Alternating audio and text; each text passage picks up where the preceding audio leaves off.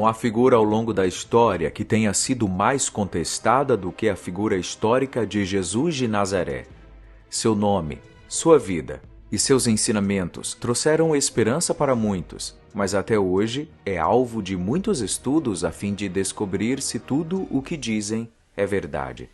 Eu sou Diniz Vieira, narrador e criador do canal TV Lei da Atração, e neste vídeo você vai entender por que Jesus não era o que diziam. Sem dúvidas, a figura de Jesus tem sido a peça central da sociedade ocidental. A sociedade que conhecemos hoje é resultado do cristianismo e da sua influência no mundo.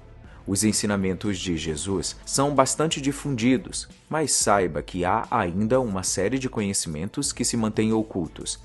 Tenha em mente que tudo o que nos foi deixado nas Escrituras Sagradas sofreu alguma distorção ao longo dos séculos. Por isso, talvez o Jesus que você conhece hoje não seja o mesmo que nasceu em Belém e morreu em Jerusalém. A primeira coisa a entender é o que o Cristo é. Cristo é um estado de consciência. É o estado referido na comunidade espiritual hoje como unidade ou consciência da unidade.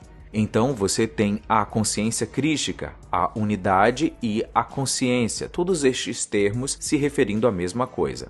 São todos nomes diferentes para o mesmo estado de consciência. Unidade é um estado de consciência que significará muito pouco ou não será bem compreendido até que você experimente. Jesus era um representante da consciência crística. O cerne da mensagem que Jesus estava tentando ensinar às pessoas era que elas deveriam se tornar seres completos, sem ódio, rancor, mesquinharia ou desejos, mas sim pessoas de elevada consciência, capazes de serem, fazerem ou terem o que quisessem, sem tentar destruir os outros, sem prejudicar os outros. Ou seja, Jesus veio e ensinou a usar a lei da atração universal. Desde sempre as pessoas buscam conflitos, se deixam dominar pelo ego, se envolvem nas mais diversas confusões, tudo para fazer valer sua vontade. Mas Jesus veio ensinar que nada disso importa. Todos os dons e talentos que Deus colocou nos seres humanos possuem uma única intenção: evoluirmos, crescermos, nos expandirmos, para que nos tornemos ilimitados, com uma mente poderosa, capaz de pensar, imaginar e tornar nossos sonhos em realidade. Jesus ensinou tudo isso, seja quando ele falou da possibilidade de mover montanhas, até mesmo quando ele disse que a consciência de ter faz ter mais e a consciência de não ter retira até o pouco que se tem. Nossa capacidade de raciocinar, nossa capacidade de discernir, de filtrar informações, o poder do próprio intelecto são habilidades que nos tornam seres poderosos, ativando em nós o poder de Deus, porque nós somos uma partícula de Deus expressada em forma humana. Mas agora veja o que foi ensinado sobre Jesus até hoje. Parece com alguma das coisas que foram ditas aqui? Não. Afinal, eles não querem que você perceba que você é, com todas as potencialidades, de ser um humano poderoso, perfeito, capaz de ter o que imaginar e desejar. Por isso, Jesus não é o que dizem. Jesus não é o que as igrejas dizem, o que os religiosos dizem. Jesus veio para te libertar de todas as amarras mentais que te colocam numa posição de coitadinho, miserável, que precisa suplicar a Deus para ter algo. Jesus estava tentando ensinar às pessoas a arte da ascensão de consciência. Jesus certamente ficaria sem entender ao descobrir que reduziram os seus ensinamentos a uma mentalidade infantil, onde vemos Jesus apenas como um salvador que virá nos salvar. Mas Jesus já veio e cumpriu o seu papel. Jesus ensinou a nós mesmos sermos os nossos salvadores, e isso pode ser feito quando elevamos nossa consciência e acreditamos em nosso poder pessoal. Jesus não é o que diziam. Jesus não veio aqui para ser adorado. A adoração a Jesus é mais um ensinamento equivocado. Em vez de adorar a Jesus, a Deus, você precisa agradecer, porque é a energia da gratidão que te conecta a essa força superior. A adoração te coloca como um coitadinho, dependente de um Salvador. Já a gratidão te enche de poder e força para você tomar as rédeas da sua vida e agir, crescer, manifestar, ser feliz, que foi o que Jesus veio ensinar. Foi o que Jesus queria que todos nós aprendêssemos. Gratidão e adoração são energias muito diferentes. E por fim, outro ensinamento oculto de Jesus que foi passado incorretamente é sobre o poder da cura. Jesus nunca curou ninguém. Pelo contrário, as pessoas que se curaram usando o poder de manifestação. Basta você lembrar da mulher que sofria com uma hemorragia e que em meio à multidão ela só queria tocar as vestes de Jesus, na esperança de receber a cura. Quando ela toca a túnica, Jesus sente uma energia saindo dele, ou seja, a energia de manifestação que Jesus emanava o tempo todo saiu dele e se conectou a essa mulher, que finalmente recebeu a bênção. Mas você lembra o que Jesus disse a ela? Mulher, tua fé te curou. Ou seja, Jesus não operou a cura em ninguém, foi a fé das pessoas, os pensamentos certos, os sentimentos certos que compuseram uma vibração poderosa que as fez manifestar a cura. A cura veio de dentro de cada pessoa, não foi concedida por Jesus. Foi isso que Jesus veio ensinar, mas fizeram todo mundo entender o contrário. Portanto, Jesus não é o que diziam, porque ele veio para te libertar de todas as amarras, de toda a mediocridade que você acreditou que possuía. Jesus veio te ensinar a usar a lei da atração e assim crescer, se expandir, se elevar e se tornar um ser espiritual, habitando um corpo físico, mas com uma consciência ascendida, capaz de realizar milagres. Jesus queria que você fosse sua melhor versão, e hoje, ao terminar de ver este vídeo, certamente você entende de verdade o seu papel neste universo. Você é poder. Você é força.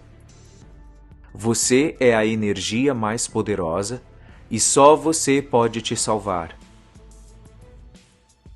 Só você pode operar milagres, porque você tem o poder dentro do seu coração.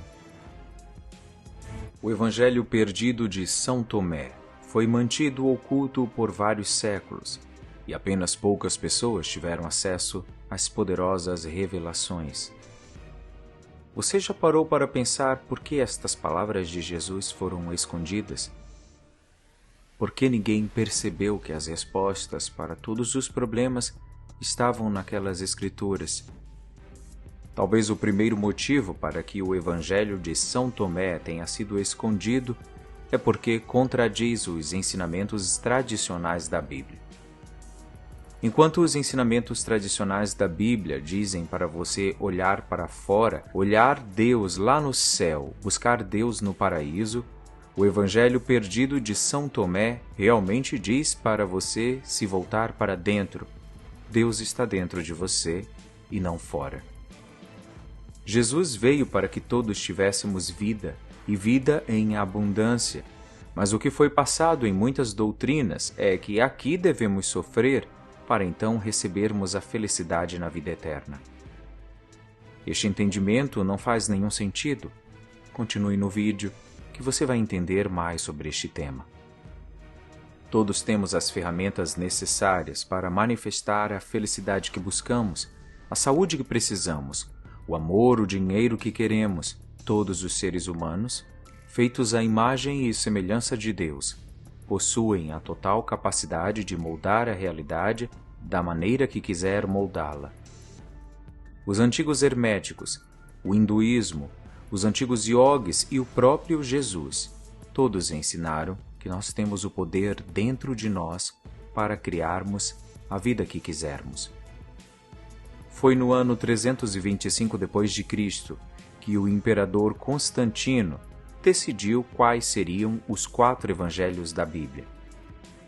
Foi a partir deste ponto que o Evangelho de São Tomé foi enterrado. Além disso, Constantino retirou muitas coisas dos ensinamentos religiosos da época. Talvez ele tivesse algum motivo oculto. Talvez ele quisesse ter alguma forma de controle sobre as pessoas. Talvez o medo de perder o poder. Ao longo dos séculos, recebemos apenas um certo tipo de ensinamento de Jesus com uma restrita possibilidade de interpretação dos evangelhos.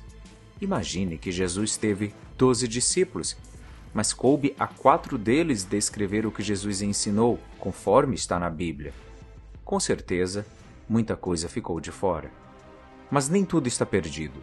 Se você mergulhar nos textos de São Tomé, descobrirá um Jesus com ensinamentos que fazem muito sentido e que se relaciona com o que hoje chamamos de lei da atração e do poder da mente e do pensamento.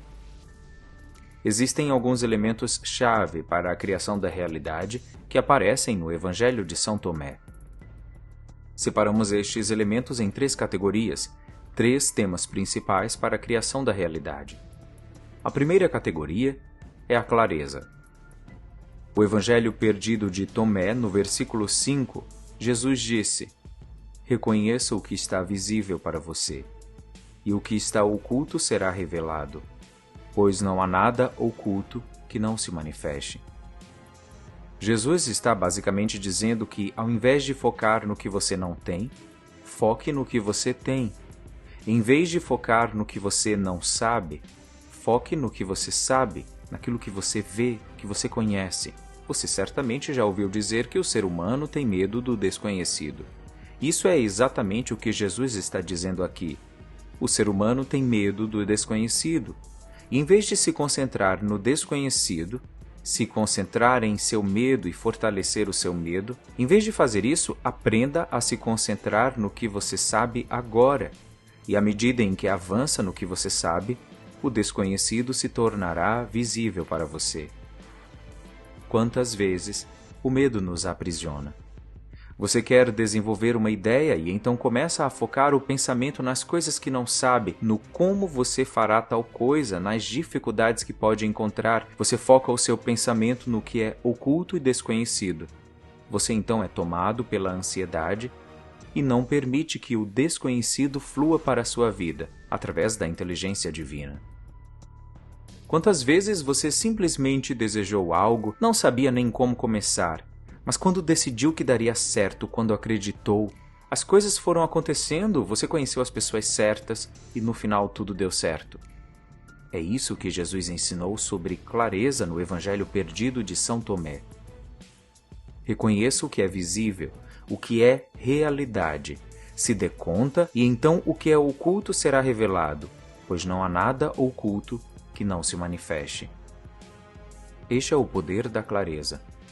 Durante toda a nossa vida, o que fazemos é focar no que temos medo, no que queremos evitar. Nos concentramos no que não queremos que aconteça. Nos concentramos no que não sabemos e pensamos que, se continuarmos nos concentrando em todas estas coisas, os nossos problemas serão resolvidos. Mas é tudo ao contrário. As coisas só pioram. Quando nos concentramos no que sabemos e agimos no que está disponível para nós, é quando começamos a ver as coisas se desenrolarem para nós. O primeiro passo para criar o que deseja é focar no que você conhece e no que você pode controlar. Deixe de lado o que você não conhece e confie que no tempo divino, Deus, o universo, as forças superiores revelarão para você as pessoas certas, as circunstâncias perfeitas. A segunda categoria de conhecimento do Evangelho de São Tomé é a gratidão. Sim, apesar de muita gente banalizar hoje a palavra gratidão, ela estava presente no Evangelho perdido de Tomé. No versículo 41, Jesus disse: "Quem tem alguma coisa na mão, receberá mais, e quem não tem nada, será privado até do pouco que tem."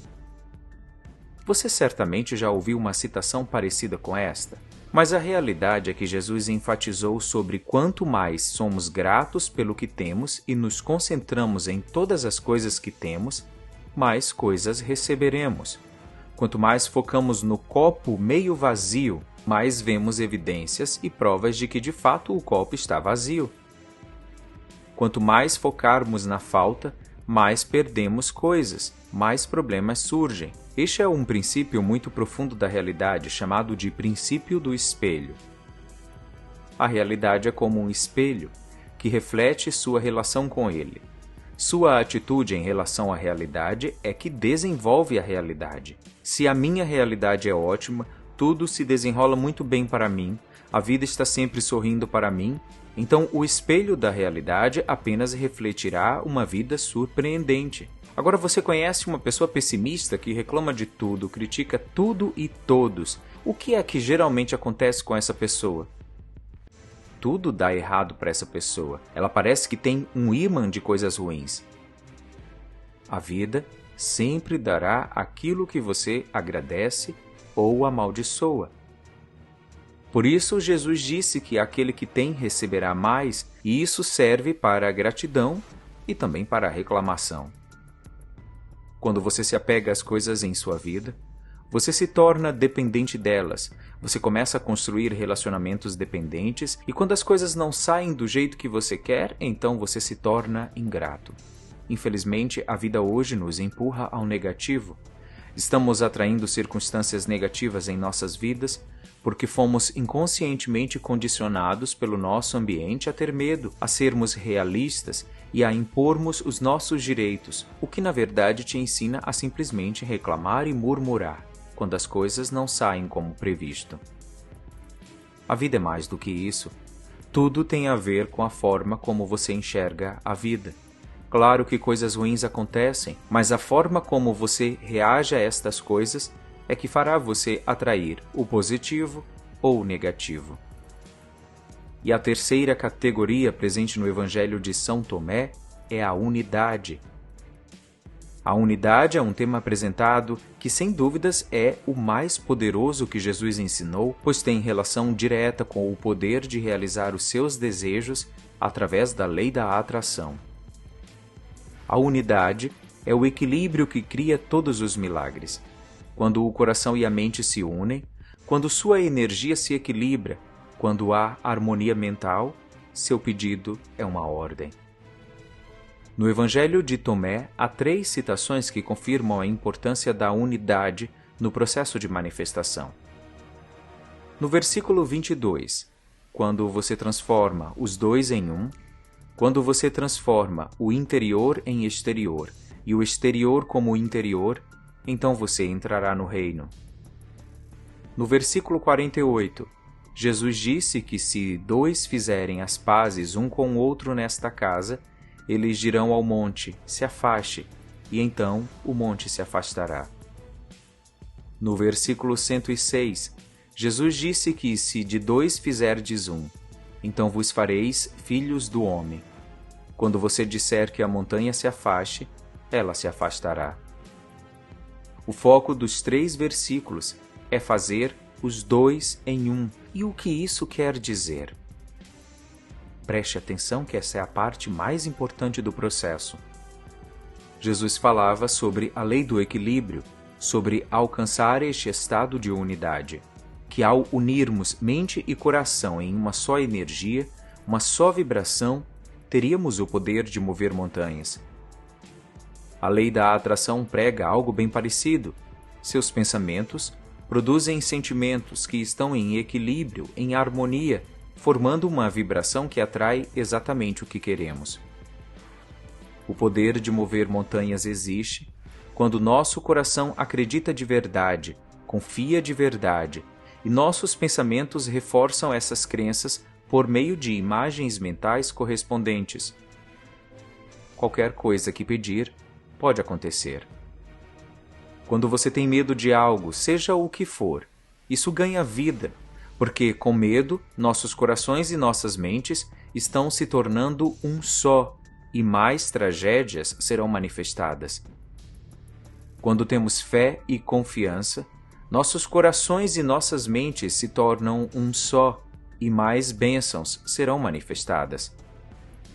A crença que você tem sobre você, sobre um tema, sobre a vida, fará com que essa coisa aconteça, para que a sua crença seja alimentada, confirmada.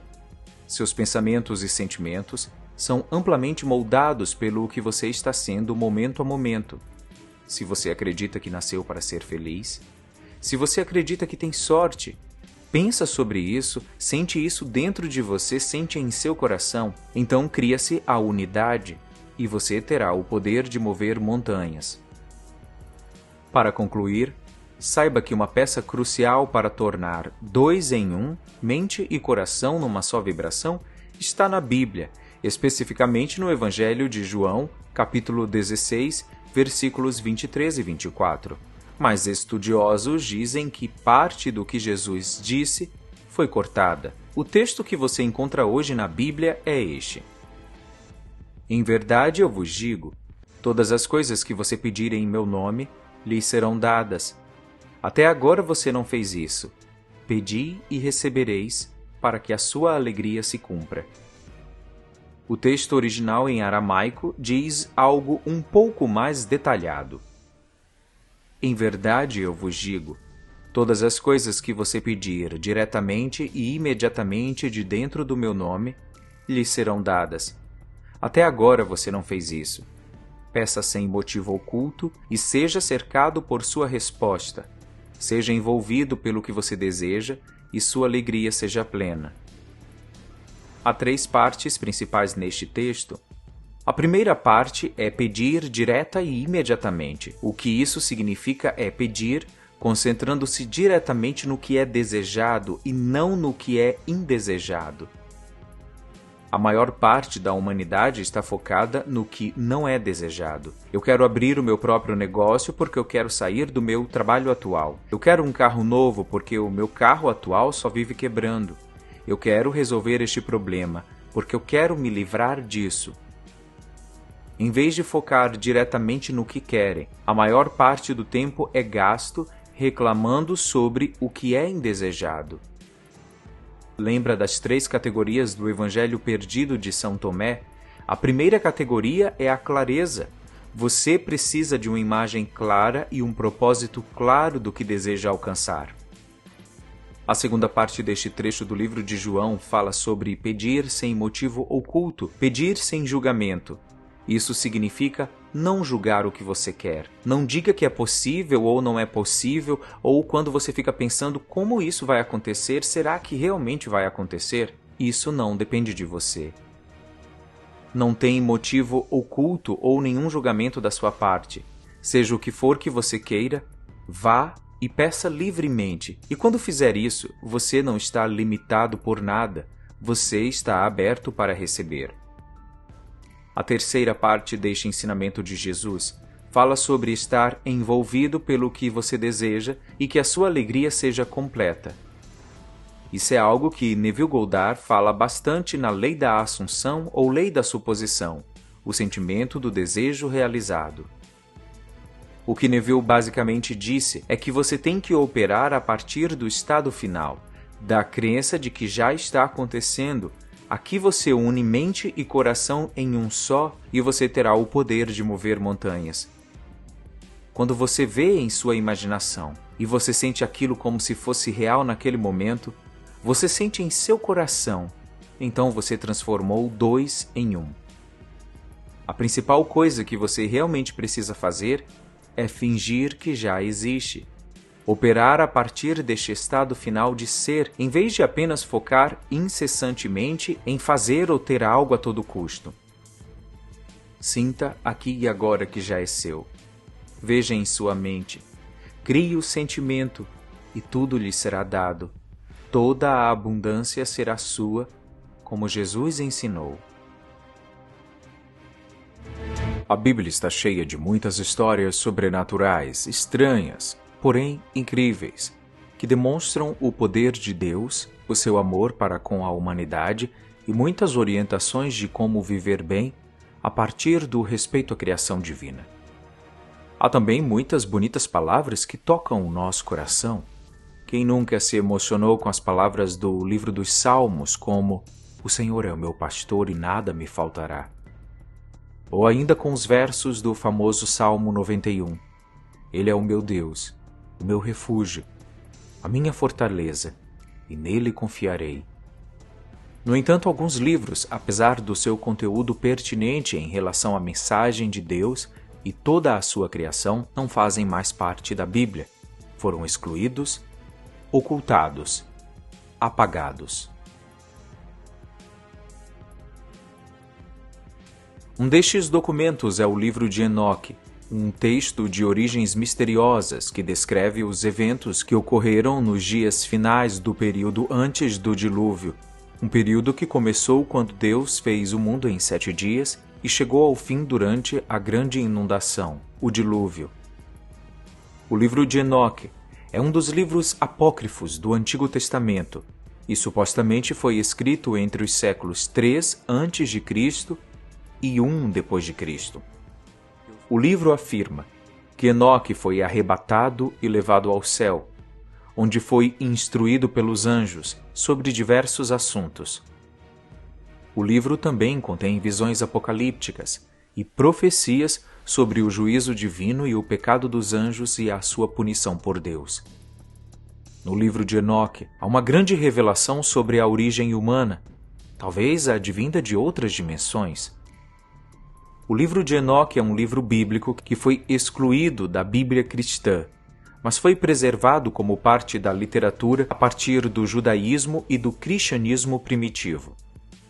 Este livro é importante porque contém algumas das mais antigas referências às crenças judaicas e cristãs em anjos e demônios, e também ajuda a compreender a origem de algumas partes da Bíblia. O livro foi supostamente escrito pelo patriarca Enoque, que, segundo a Bíblia, foi um dos antepassados de Noé. O livro conta a história de Enoque como um profeta escolhido por Deus e a sua viagem pelos céus, onde ele foi testemunha de muitas visões e encontros com anjos, demônios e talvez seres de outros planetas. Tecnicamente, podemos realmente dizer que qualquer uma das histórias encontradas no livro de Enoque foram totalmente apagadas da Bíblia, apesar de no livro do Gênesis Enoque ser citado e algumas das suas façanhas. Por exemplo, o livro de Gênesis faz referência à pecaminosidade do homem que fez Deus então submergir todo o planeta no grande dilúvio. No entanto, parece que a Bíblia nunca entrou em todos os detalhes do porquê isso aconteceu, mas Enoque fez a revelação. Na seção conhecida como Livro dos Vigilantes, que começa no capítulo 6 do livro de Enoque e continua até o capítulo 36, encontra-se o relato da história dos anjos que desceram à terra e tiveram relações sexuais com as mulheres humanas, resultando em uma raça humana de seres gigantes. O livro descreve que os vigilantes, ou seja, os anjos, foram enviados para vigiar os seres humanos, mas se apaixonaram pelas mulheres da terra e decidiram descer do céu para se unir a elas. Como resultado dessas relações, nasceram os Nefilins, uma raça de gigantes, e eles eram considerados como seres maléficos. O livro dos Vigilantes também descreve os ensinamentos que os anjos caídos teriam dado aos humanos, incluindo a arte de metalurgia, magia, medicina, astronomia e outras habilidades proibidas pelos ensinamentos divinos. Sobre estes ensinamentos, o livro de Enoque contém os segredos das luas, das estrelas e do universo como um todo. Há um capítulo conhecido como o Livro das Luminárias, que apresenta segredos que ajudam a entender as diferentes estações do ano, o movimento dos corpos celestes e a duração dos anos com a volta da Terra ao redor do Sol.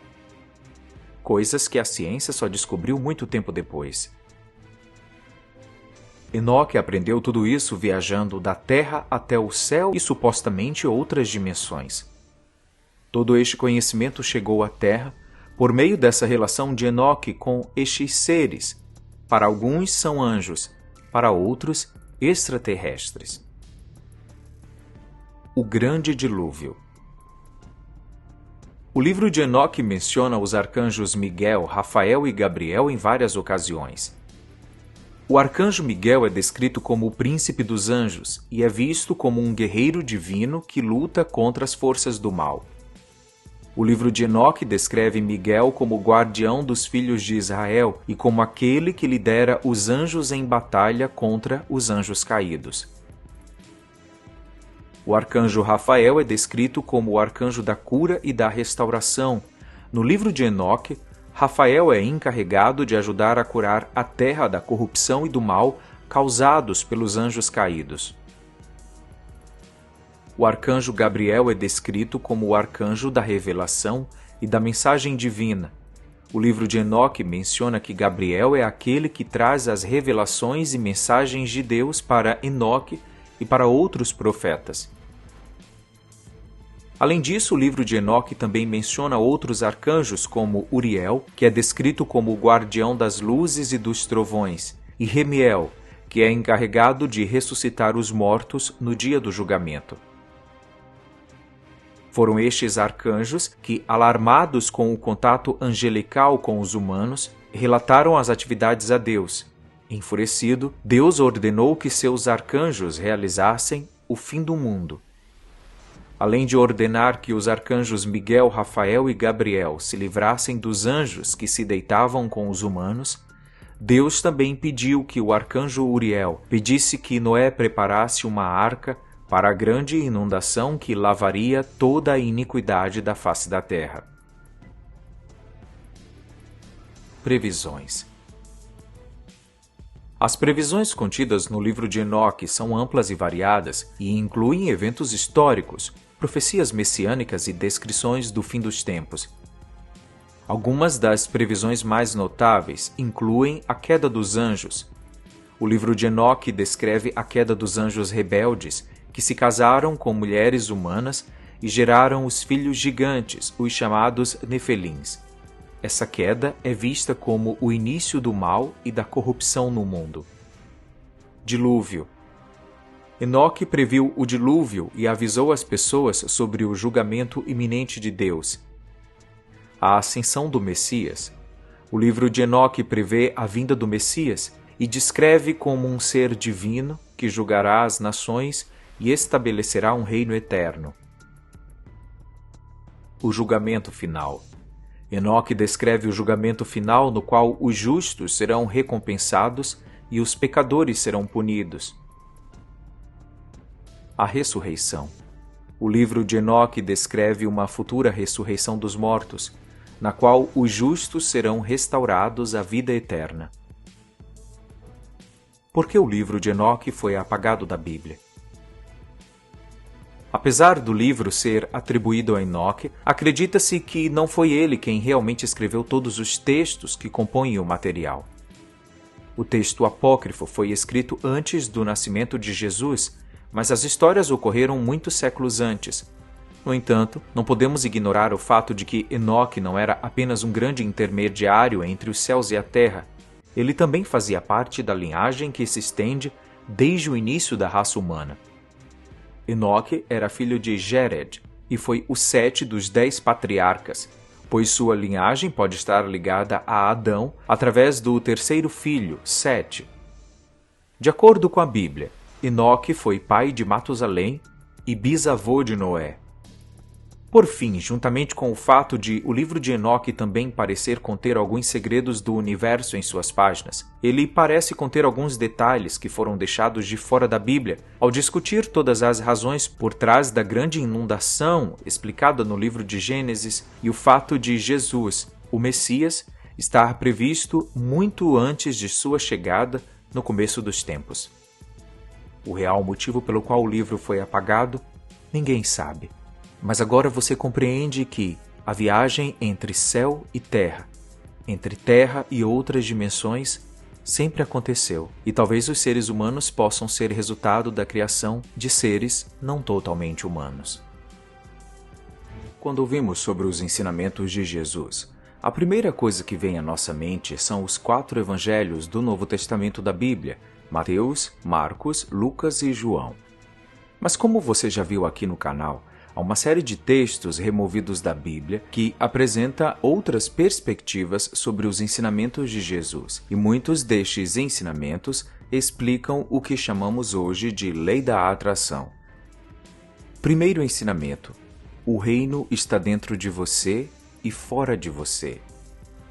Esta passagem do Evangelho de Tomé diz que o reino está dentro de você e está fora de você. Isso tem um paralelo com a passagem bíblica em Lucas, capítulo 17, versículo 21, que diz: "Nem dirão, eis aqui ou ali, porque eis que o reino de Deus está dentro de ti." Isso sugere que o reino de Deus não é algo externo, mas algo que se realiza em nossas mentes, que é um reino espiritual e não necessariamente um reino físico. Este ensinamento está totalmente relacionado ao poder do pensamento e à nossa capacidade de viver e experimentar a partir daquilo que cremos interiormente.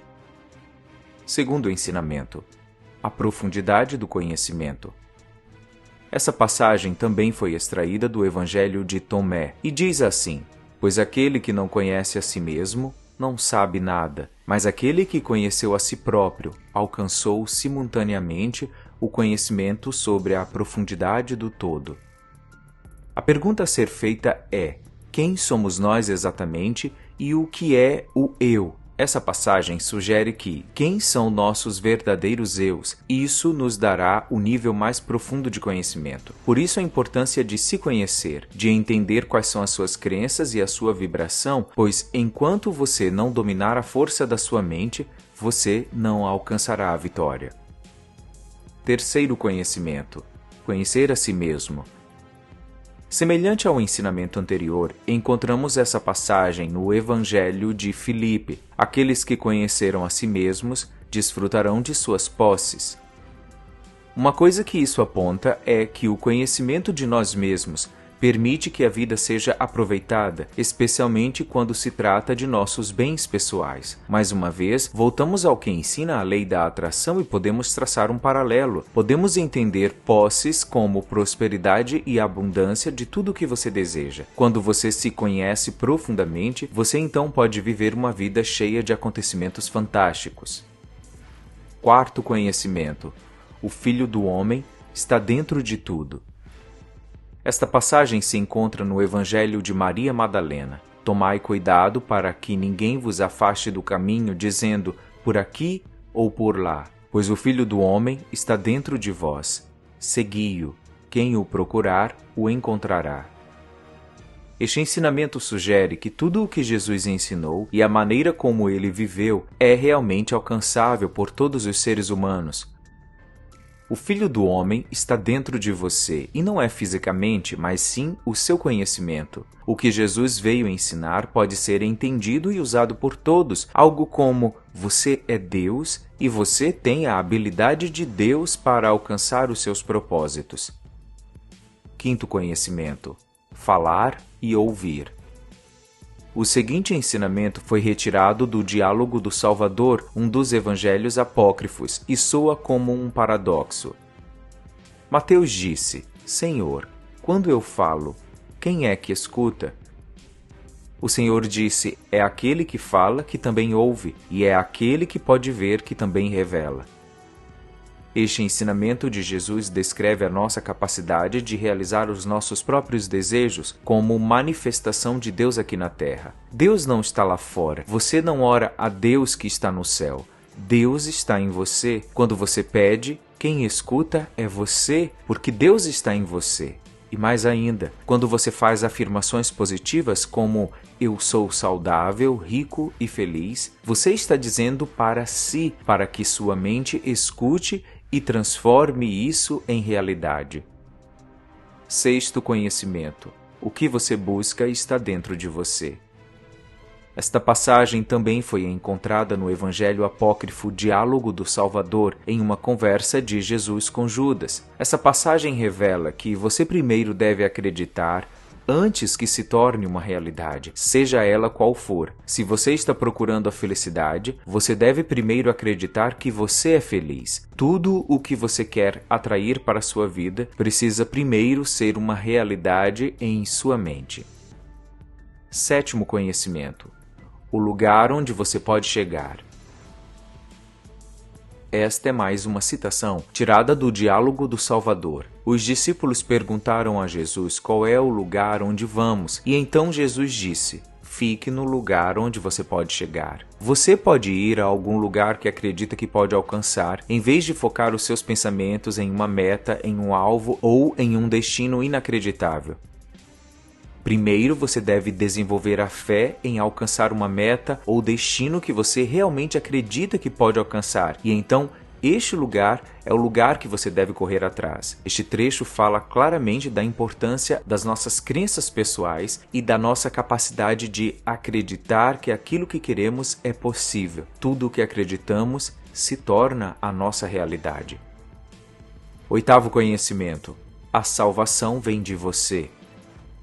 No Evangelho de Tomé diz que o que você tem vai te salvar se você pegar isso para si mesmo. A capacidade de ser salvo está em todos os seres humanos e precisa ser percebida por cada indivíduo, pois todos nós temos o livre-arbítrio para escolher ser salvo ou não. Só você pode te salvar. Só você pode mudar a sua vida. Só você pode te tirar do fundo do poço. Não espere por ninguém. Nono conhecimento: quando o reino virá.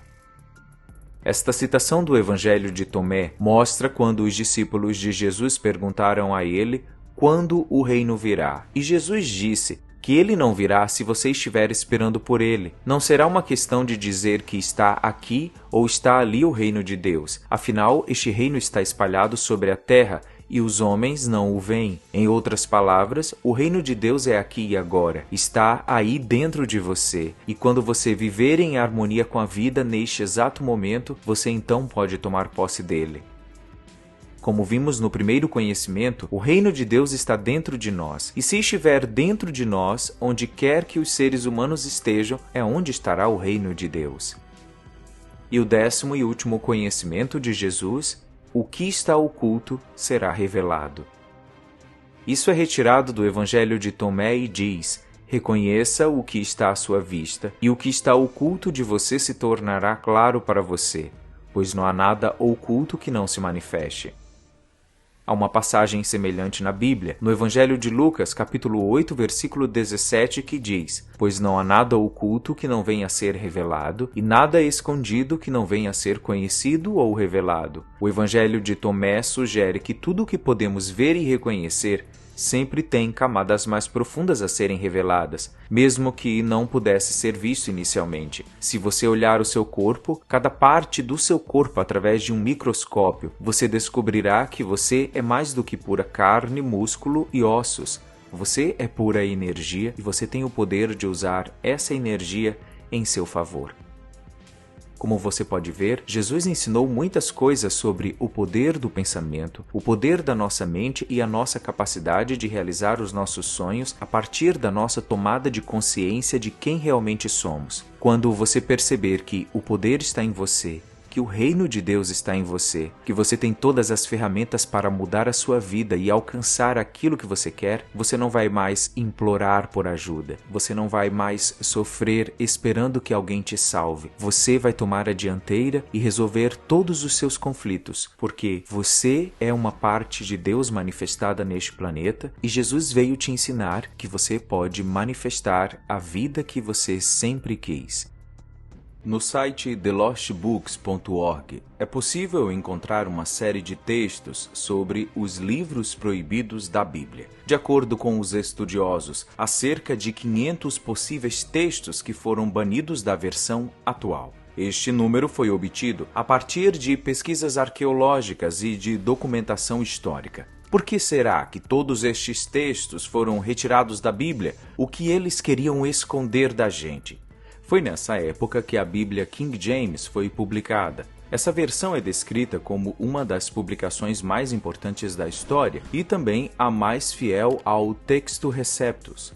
O rei James I da Inglaterra reuniu os maiores estudiosos religiosos e linguistas para uma nova tradução da Bíblia, a fim de estabelecer a tradução mais precisa e mais digna até aquela data. Acredita-se que faltam entre 21 e 44 livros dos 66 que compõem a versão autorizada King James da nossa Bíblia moderna. Sabemos que existem pelo menos 20 livros referenciados na Bíblia que não estão dentro dela. Para o site thelostbooks.org, este número deve ser muito maior. Eles compilaram uma lista de mais de 500 livros que foram associados à Bíblia por meio de pesquisas arqueológicas ou documentação histórica. Mas nem todos são encontrados aqui devido a certas limitações, tais como o sigilo do Vaticano, os manuscritos perdidos, queimadas de igrejas primitivas, entre outras dificuldades. O segredo teológico mais bem guardado é que a Bíblia usada pela Igreja moderna não é a versão King James original. Apenas metade dos livros originais dos apócrifos estão na Bíblia católica. Os apócrifos preenchem uma lacuna de 400 anos que falta na Bíblia King James. Na versão original King James de 1611, os tradutores cruzaram versículos de livros apócrifos nas notas marginais. Em 1615, o arcebispo George Abbot, um tradutor original, proibiu qualquer pessoa de publicar uma Bíblia sem os apócrifos, sob a pena de 1 ano de prisão. Até o final do século XIX, a maioria das primeiras Bíblias continha os apócrifos. Os apócrifos não foram oficialmente removidos da Bíblia King James até 1885, pelo arcebispo de Canterbury. Com a remoção dos apócrifos, mais de 15% ou entre 155 mil a 930 mil palavras originais ficaram de fora da Bíblia. Greg Braden, um dos grandes pesquisadores sobre os livros perdidos da Bíblia, explica que no ano 325 d.C., algo aconteceu. Os textos começaram a ser editados e então perdemos enormes quantidades de informações. O imperador Constantino, na igreja cristã primitiva, teve que tomar decisões sobre quais informações incluir, quais informações excluir. Agora sabemos que pelo menos 45 livros foram completamente retirados ou profundamente editados no que chamamos hoje de nossa tradição bíblica ocidental. Quando estas edições foram feitas, perdemos a informação que nos diz que tudo está conectado. Nós perdemos as informações que nos dizem como orar corretamente. Sabemos que as informações foram perdidas porque agora estamos recuperando as informações nos manuscritos do Mar Morto, na biblioteca Nag Hammadi e nos textos coptas. Informações importantes da Bíblia foram perdidas. A principal razão dada para a exclusão de uma série de textos da Bíblia atual seria a falta de autoria apostólica, textos superficiais e conteúdo espiritual não inspirado por Deus. A Igreja decidiu quais escritos eram confiáveis, quais eram enganosos. Greg Braden diz que um belo exemplo do que foi retirado da Bíblia e que muita gente até hoje percebe são os anos perdidos de Jesus. Aliás, você sabe como foi a adolescência de Jesus? São 18 anos perdidos de história que a Bíblia não conta. Por que estes livros estão faltando? Em sua pesquisa, Greg Braden diz que não há apenas um livro sobre a infância de Jesus. Existiu o livro 1 da infância de Jesus e o livro 2, que fala sobre sua infância e sobre seu aprendizado do poder em seu corpo para curar e mudar o mundo. Outra descoberta que Greg Braden fez em sua pesquisa está relacionada à presença das mulheres. Você já se perguntou por que não há mais mulheres que escreveram a Bíblia? Ele acredita que a Igreja removeu os livros com autoras mulheres, uma vez que é uma instituição dominada por homens. Um texto muito poderoso escrito por uma mulher gnóstica tinha como título O Trovão, a Mente Perfeita. Esse texto dizia coisas tais como: dentro de mim está um reflexo de todas as possibilidades. Eu sou a rica, eu sou a pobre, eu sou o filho da sua mãe, eu sou a filha do seu pai. Eu sou todas as possibilidades que você possa imaginar. Eu represento tudo o que vive dentro de você, porque você me teme, porque você me apedreja até a morte nos portões da sua cidade. O Trovão, Mente Perfeita, foi um dos textos que se acredita que foi proibido na Bíblia por suas revelações, por seus ensinamentos incrivelmente relacionados com a teoria da lei da atração e do poder do eu sou. Você já leu a Bíblia e sentiu que ela estava incompleta? Que faltava alguma parte? Pois isso aconteceu porque muitos textos foram cortados ou reduzidos. Um exemplo que Greg Braden apresenta é o livro de Gênesis, que diz que no princípio Deus criou o céu e a terra. Deus soprou o fôlego de vida nas narinas do homem e o homem se tornou um ser vivo. De acordo com o que temos hoje na Bíblia, os seres humanos foram criados em apenas uma frase. Onde está o resto da informação? Existiram os livros 1 e 2 de Adão e Eva, que descrevia a criação da sua alma, do seu corpo, como isso aconteceu e quem foi o responsável, a nossa herança enquanto criação divina, como o nosso corpo foi feito perfeitamente para caber a nossa alma e principalmente de onde a nossa alma vem. Tudo isso foi perdido. As informações proibidas na Bíblia atual ajudariam milhões, quem sabe bilhões de pessoas a aprenderem como cocriarem as suas vidas a partir de um poder inato. Outro ponto polêmico que aparecia na Bíblia, mas que foi removido, tem a ver com o processo de reencarnação ou transmigração, que é outra palavra para reencarnação. Acredita-se que a Bíblia verdadeira está trancada em algum lugar e nunca teremos permissão para lê-la, mas alguns dos textos recém-desenterrados de locais antigos mencionam a reencarnação. Quase todas as outras tradições espirituais e religiosas falam sobre a reencarnação. No Evangelho de Tomé, no primeiro livro de Adão e Eva e no segundo livro de Adão e Eva, eles falam sobre a reencarnação da alma no corpo. Fala sobre a criação do nosso corpo e a criação da alma e como este corpo é criado separadamente da alma e depois conectado. Os textos proibidos da Bíblia também ajudam a compreender os ensinamentos de Jesus Cristo. Deus, o Ser Supremo, é pura luz. Nossa alma é feita de luz e que, ao contemplar a luz viva, podemos entrar novamente no paraíso e encontrar o reino de Deus no tempo presente. No livro de Tomé está registrado que Jesus foi um mestre que ensinou a seus discípulos que viemos da luz, do lugar onde a luz entrou sendo por si só, que há luz dentro de uma pessoa de luz, e ela brilha em todo o mundo. E se alguém estiver inteiro, será preenchido com luz. Também aquele que beber da minha boca se tornará como eu. Eu mesmo me tornarei essa pessoa, e coisas ocultas serão reveladas a essa pessoa.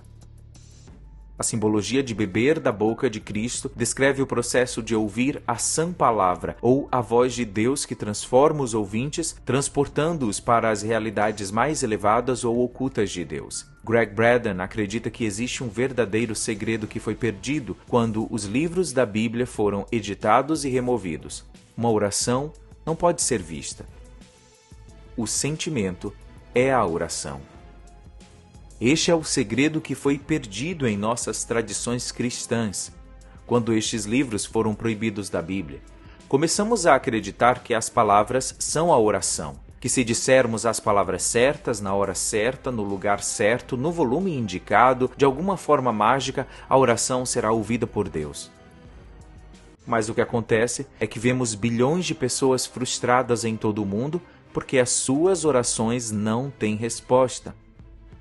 A verdadeira oração não é feita de palavras. A verdadeira oração é feita de sentimento. O sentimento é a oração. O sentimento é o segredo. Por isso que quando ensinamos aqui a importância da gratidão, de orar agradecendo, é justamente para que você faça a única oração que Deus escuta. Porque ao agradecer de verdade, o seu corpo começa a se sentir bem, seus pensamentos se elevam e assim a resposta que você queria sempre chegará. Os livros podem ter sido proibidos da Bíblia. Eles não querem que nós falemos sobre isso, mas agora você tem o conhecimento. Você tem a informação. Então passe adiante. Pegue o link deste vídeo e encaminhe para o maior número de pessoas que você conhece para que se libertem e então possa triunfar conforme Jesus ensinou. Conheça a milagrosa oração da lei da atração escondida na Bíblia. Você está prestes a descobrir a oração mais poderosa para atrair exatamente o que deseja, e em 2 minutos de prática, você vai sentir uma boa vibração invadindo o seu corpo. Você vai ficar chocado como esta oração é simples e, ao mesmo tempo, 99% das pessoas desconhecem este segredo. A nossa jornada para descobrir a oração milagrosa da lei da atração começa na Bíblia, exatamente no Evangelho de Mateus, capítulo 13, versículo 12. E diz exatamente assim: A quem tem será dado mais. Já quem não tem, até o que tem lhe será tirado. Esta é uma passagem bem conhecida na Bíblia, mas é preciso que você entenda o conceito dessa passagem para que você não classifique Deus como um grande vilão que dá mais aos ricos e tira dos pobres. Sim, essa é a principal interpretação das pessoas ao se depararem com este versículo bíblico, mas a mágica para realizar qualquer desejo está escondida nas palavras da Bíblia. Este versículo fala basicamente de consciência, mentalidade, vibração e gratidão. A quem tem abundância será dado mais, já quem não tem abundância, até o que tem lhe será tirado. E eu vou explicar mais a fundo. A quem tem a vibração da abundância será dado mais, já quem não tem a vibração da abundância, até o que tem lhe será tirado. E agora eu vou dar um exemplo para você entender de uma vez por todas. A quem tem gratidão será dado mais, já quem não tem gratidão, até o que tem lhe será tirado.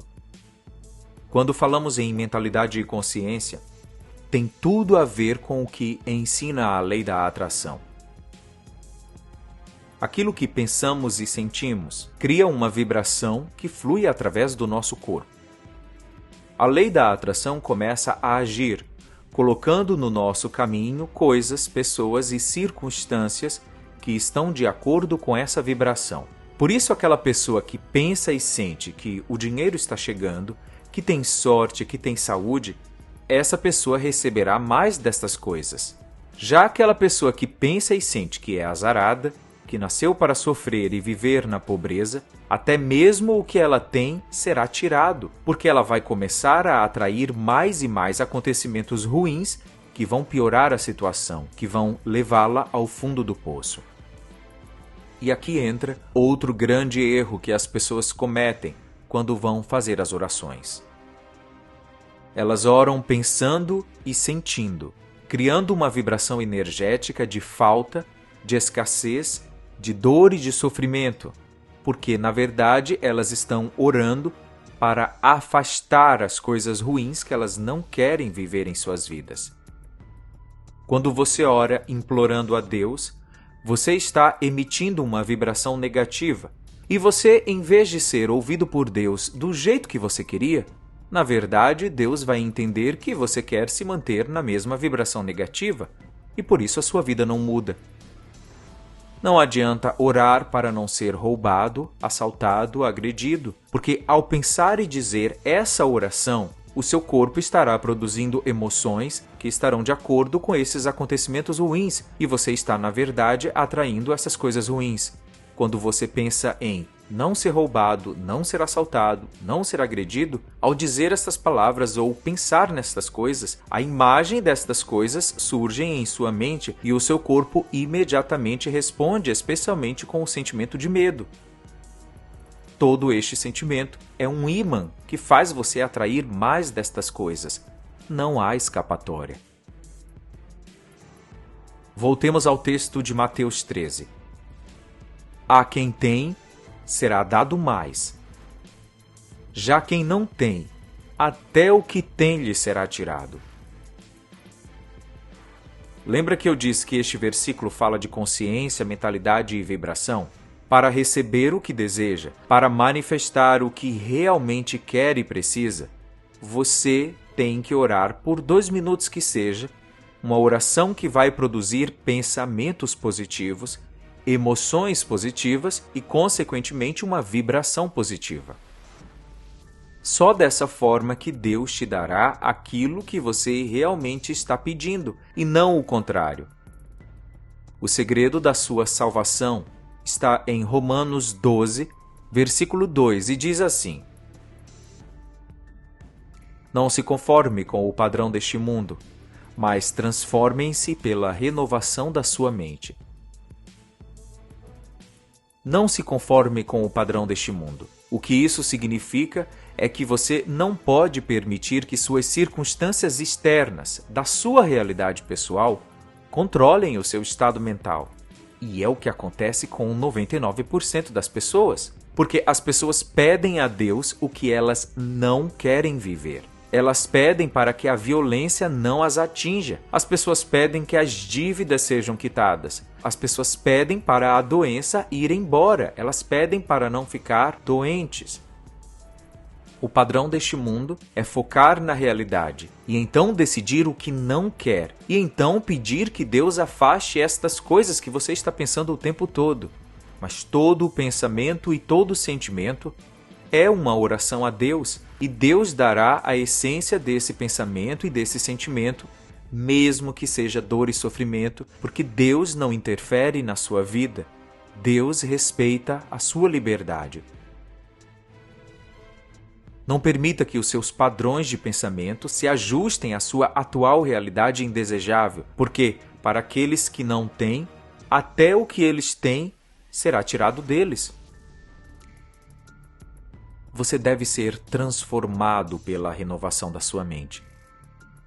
O truque para você mudar a sua vida está na palavra transformar. Trans significa ir além. Formar significa estrutura, o mundo físico, a forma. A palavra transformar significa ir além das formas, ir além das circunstâncias atuais do seu mundo físico. Ser transformado pela renovação da sua mente é basicamente redefinir sua consciência para um ponto de vista mais elevado. Transformar a mente é ver e pensar além da realidade pessoal que os seus olhos e ouvidos estão analisando. Ser transformado pela renovação da sua mente é mudar, ir além do seu pensamento atual, dos seus 5 sentidos físicos e, em vez disso, pedir que você se eleve a um 6º sentido, não mais conformando a sua mente com os limites dos seus olhos e ouvidos. O melhor jeito de fazer essa transformação mental é parar de pedir a Deus durante suas orações. Pare de pedir as coisas a Deus. Em vez de pedir, você vai usar suas orações para agradecer a Deus por sua abundância, agradecer a Deus pela saúde que você deseja, como se já fosse realidade. Você ora agradecendo a Deus por abençoá-lo com a abundância divina, com dinheiro, com amor, com harmonia em sua casa, com paz no seu trabalho, com sucesso na sua carreira. Qualquer coisa que você deseja, você diz: obrigado, Deus. Eu te agradeço por esta coisa, eu aprecio como esta coisa me faz feliz. Sua oração agora será uma experiência de transformação e renovação da sua mente. Conforme você orar agradecendo, mesmo que não tenha ainda essa coisa de verdade, você vai começar a pensar em coisas boas. Seu corpo vai emitir sentimentos de alegria, contentamento, felicidade, e isso vai gerar uma vibração energética que a lei da atração vai começar a colocar no seu caminho, sejam coisas, pessoas ou circunstâncias que aumentem ainda mais essa sensação boa, e o que vai acontecer é que você realmente vai começar a ter mais dinheiro, mais saúde, a sua alma gêmea vai chegar, o seu processo na justiça vai andar, a venda do imóvel que estava amarrada vai finalmente acontecer. As portas vão se abrir. Você só precisa fazer isso por 2 minutos todos os dias. Agradeça a Deus pela vida maravilhosa, pela sorte que você tem, pela prosperidade que chega, por sua família abençoada, por seu carro, por sua casa nova, por sua viagem tanto desejada, por sua empresa, por seu negócio está indo muito bem. Agradeça e o milagre vai acontecer em sua vida. Se você quer mudar de vez o seu padrão de crenças, o seu jeito de pensar e sentir, existe uma forma e é através da reprogramação mental. Nós temos um treinamento mental chamado Método Alpha, que possui mais de 150 técnicas em áudio para você ouvir em qualquer momento do dia ou da noite e mudar o seu cérebro, mudar a sua mente subconsciente e finalmente acreditar que você nasceu para ter tudo o que você merece. E quando você acredita, você recebe. Saiba mais sobre o método Alpha clicando no primeiro link da descrição deste vídeo ou visitando o nosso site www.leidaatração.tv. A venda do método Alpha é exclusiva em nosso site. E hoje eu quero compartilhar com você um poderoso segredo bíblico que realmente revela como exatamente orar para manifestar qualquer coisa que você deseja rapidamente. Uma oração de 2 minutos pode resolver um problema em sua vida. Há uma passagem bíblica que realmente conecta a Sagrada Escritura com as leis do universo, com a lei da atração. E uma simples mudança na maneira como orar e conversar com Deus pode fazer tudo começar a fluir para a sua vida como nunca antes. Quantos de nós fomos ensinados a realmente orar de manhã, quando acordamos e também antes de dormir? Aprendemos a orar ao nosso anjo da guarda ou até mesmo outra oração de proteção. Mas se você prestar atenção às palavras das orações que você conhece, todas elas ensinam a orar implorando. Por favor, Deus, eu suplico, eu imploro, eu quero que isso aconteça. Por favor, Deus, me escute, não deixe isso acontecer comigo. Por favor, Deus, eu preciso disso. Eu preciso daquilo, tenha misericórdia, me socorra. Nestas orações, estamos implorando, estamos querendo e precisando. Se você relembrar como a lei da atração funciona em nossas vidas, perceberá que nossos pensamentos geram emoções em nosso corpo que produzem uma vibração. Essa vibração possui uma frequência que se conecta com a frequência das coisas, e o universo ou Deus colocam no seu caminho a essência dessa vibração. Portanto, uma oração que gere em você pensamentos de medo ou falta vai produzir sentimentos de medo e falta, que se tornará sua vibração com uma frequência que pedirá ao universo: por favor, me envie mais situações e fatos para que eu tenha mais medo e viva na falta. É por isso que 99% das suas orações não funcionam, porque elas estão baseadas no medo e na falta. Uma vibração baixa repele o que você quer para mais longe de você. Então, se estamos sentados, orando diariamente, dizendo: eu quero isso, eu quero aquilo, por favor me ajude, eu não tenho, eu preciso, me socorra.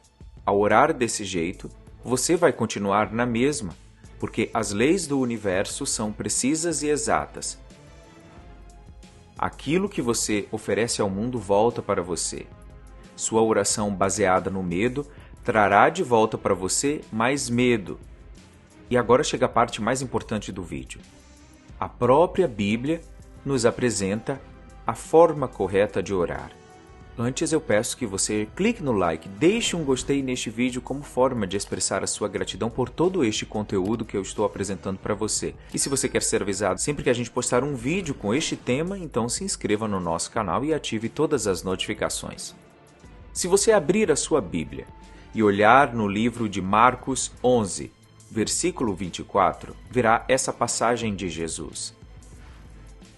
Portanto, eu digo a você: tudo o que você pedir em oração, acredite que você já recebeu e será seu. Se você ora pedindo que Deus te proteja de assaltos e violência, por exemplo, é impossível você acreditar que já recebeu a proteção, porque o seu cérebro responde às palavras gerando imagens de violência, mesmo que você esteja pedindo proteção. Livre-me das doenças. Ao ouvir esta frase, ao pensar nessa frase, ao dizer esta frase, você pensa em doença imediatamente. Uma oração na qual você está implorando e querendo te faz pensar nos problemas que você tem e você, sem perceber, está alimentando a sua mente subconsciente com estas imagens negativas. E a sua mente subconsciente é a parte do seu cérebro que te faz acreditar nas coisas, que te faz ter fé. Você precisa assumir uma propriedade mental sobre o que deseja, como se você já tivesse esta coisa. Existe uma forma simples de acreditar que você já possui. Uma oração poderosa precisa ser duas coisas para que ela dê resultado: palavras que te ajudem a tomar posse mental do seu desejo. As palavras da oração precisam te ajudar a imaginar o que você quer, não o oposto, não o que te causa medo. E a segunda coisa que uma oração precisa ser é uma oração de agradecimento, porque a gratidão amplia seu sentimento e eleva sua vibração, fazendo o universo entender que é mais disso que você quer experimentar. Em 2 minutos, você pode pedir por aquela casa nova que você está tentando manifestar. Veja um exemplo. Obrigado, Deus, pela minha linda e espaçosa casa nova que me fornece abrigo e conforto. É muito bom viver com a minha família neste novo lar. É muito bom saber, Deus, que a minha casa dos sonhos finalmente apareceu para mim. Em 2 minutos você pode pedir por aquela quantia de dinheiro que você está tentando manifestar. Obrigado, Deus, por essa abundância financeira que caiu no meu colo. Gratidão por fazer o dinheiro fluir de várias direções de maneiras abençoadas e inesperadas. Em 2 minutos você pode pedir por aquela pessoa específica que você deseja manifestar. Obrigado, Deus, por essa pessoa incrível que o Senhor colocou no meu caminho. Gratidão por me permitir viver uma vida amorosa, cheia de amor, carinho, alegria e satisfação. Percebeu que em todos os exemplos de oração, você pensou em coisas boas, você viu em sua imaginação cenas positivas em vez do oposto que uma oração de súplica geralmente causaria? Acreditamos que já recebemos o que queremos e então estamos expressando gratidão através de uma atitude mental de gratidão a Deus ou ao universo. E, portanto, novamente, isso está afetando nossa vibração e realmente vamos atrair o que queremos. Tudo o que você pedir em oração, acredite que você já recebeu e será seu. E para concluir, eu vou falar sobre o livro A Ciência de Ficar Rico. Tem um trecho que diz algo semelhante que confirma isso que está na Bíblia. A pessoa que consegue agradecer sinceramente a Deus pelas coisas que possui, apenas na imaginação, essa pessoa tem fé verdadeira. Essa pessoa obterá todos os seus desejos, causará a criação de tudo o que quiser. Portanto, não é necessário pedir o que se quer repetidamente, nem falar a Deus sobre isso todos os dias, nem suplicar. Uma oração de 2 minutos pode resolver o seu problema, sendo uma oração correta. O que realmente é uma oração que funciona é aquela que te permite tomar posse mental do que você quer e agradecer como se isso já existisse. Hoje eu trago para você uma poderosa palavra em aramaico que foi dita por Jesus em um dos seus milagres. Esta palavra ficou há vários séculos sem receber a devida atenção, mas quando você perceber o poder que existe por trás dela, você usará todos os dias da sua vida para simplesmente abrir todas as portas, destravar todos os seus caminhos. Esta palavra poderosa aparece no Evangelho de Marcos, quando Jesus operou um milagre na região do Mar da Galileia. Ela tem um forte significado e você poderá usá-la em sua vida, em suas orações, em seus pedidos, para acelerar os resultados. De acordo com o evangelista Marcos, no capítulo 7, Jesus saiu dos arredores de Tiro e atravessou Sidom, até o Mar da Galileia e a região de Decápolis. Ali algumas pessoas lhe trouxeram um homem que era surdo e mal podia falar, suplicando que lhes impusesse as mãos. Depois de levá-lo à parte, longe da multidão, Jesus colocou os dedos nos ouvidos dele. Em seguida, cuspiu e tocou na língua do homem. Então voltou os olhos para o céu e, com um profundo suspiro, Jesus disse-lhe: Efatá, que significa abra-se. Com isso, os ouvidos do homem se abriram, sua língua ficou livre e ele começou a falar corretamente. A poderosa palavra que você deve usar de hoje em diante é Efatá. que tem o poder de abrir todas as portas e caminhos da sua vida. Toda vez que você disser esta palavra, você estará atraindo a força de manifestação de milagres e dando uma ordem para que as portas da sua vida se abram definitivamente. Perceba que Jesus ordenou e não pediu. Você deve fazer o mesmo em sua vida. Deus te fez a imagem e semelhança dele, e quando você disser Efatá em direção de qualquer área da sua vida, os caminhos vão se abrir imediatamente. Fale agora junto comigo para você ativar o poder dessa palavra em sua vida. Dinheiro inesperado, Efatá. Riqueza e prosperidade em minha vida, Efatá. Saúde completa, cura e bem-estar, Efatá. Amor, carinho e relacionamento feliz, Efatá. Família unida, harmonia em casa, paz absoluta, Efatá. Milagres e bênçãos em minha vida, Efatá. Apenas repita em qualquer pedido e veja o que acontece.